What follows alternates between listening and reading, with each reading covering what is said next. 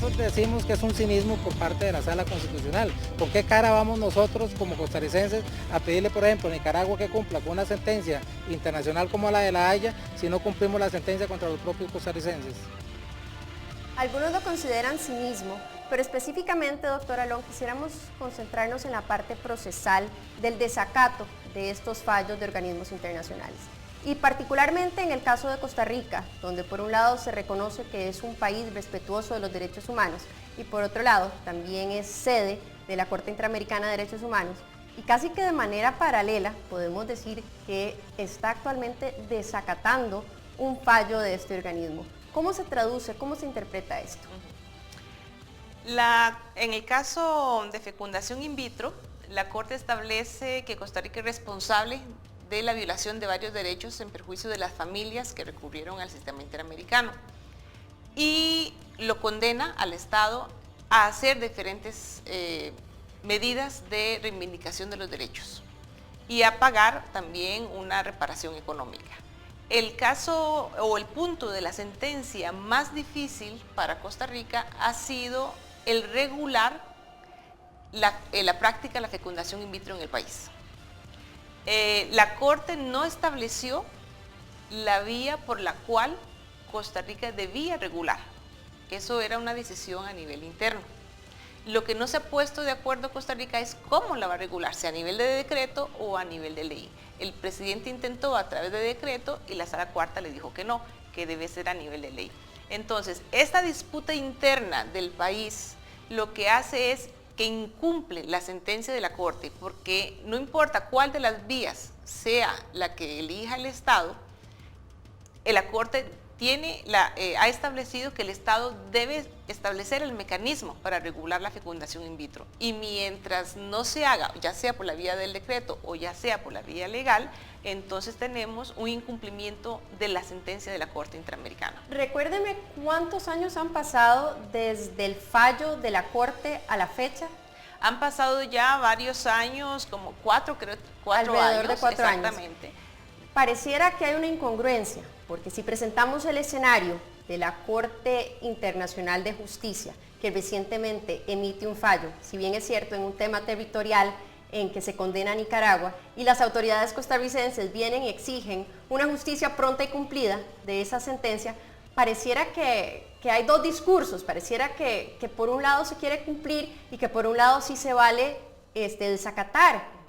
¿Cuál es la forma correcta de verlo? Aquí hay dos situaciones distintas. En el Tribunal de La Haya, Costa Rica es demandante. En el Tribunal de la Corte Interamericana, Costa Rica es demandado. Ya. Entonces, en el primer supuesto, Costa Rica ganó el proceso, en el segundo lo perdió. ¿Ya? Entonces, por un lado, cuando gana, es como cualquiera, cuando gana exige lo que gané y cuando pierde, pues me queda muy difícil cumplir.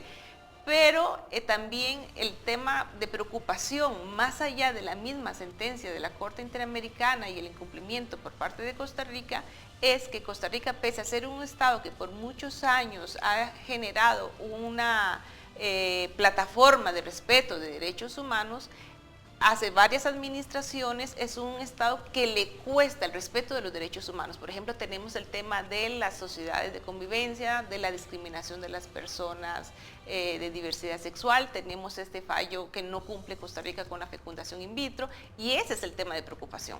Doctor Alón, ¿es un tema de Costa Rica o es un tema a nivel regional la falta de ese acatamiento del sistema de derechos humanos? Es un fenómeno regional. Por ejemplo, de 309 sentencias que ha emitido la Corte Interamericana de Derechos Humanos al día de hoy, 170 están en proceso de supervisión de cumplimiento. Eso significa que 170 de las sentencias emitidas por la Corte continúa supervisando porque no están totalmente cumplidas. El caso de fecundación es uno de esos números. ¿Y hay algún común denominador que hace que los países de la región tengan problemas con el cumplimiento de los derechos humanos? Es extraño porque si usted ve el nivel de incumplimiento por parte de los estados, el tema que más dificultad le genera son temas estructurales que tienen que ver con hacer justicia, es decir, iniciar procedimientos de investigación, de sanción, de reparación a nivel interno. En otros casos donde la Corte ha ordenado que se regule jurídicamente una materia, ya sea por un reglamento, por una ley, no le ha costado tanto al Estado. Por ejemplo, en los casos de Chile. ¿Ya?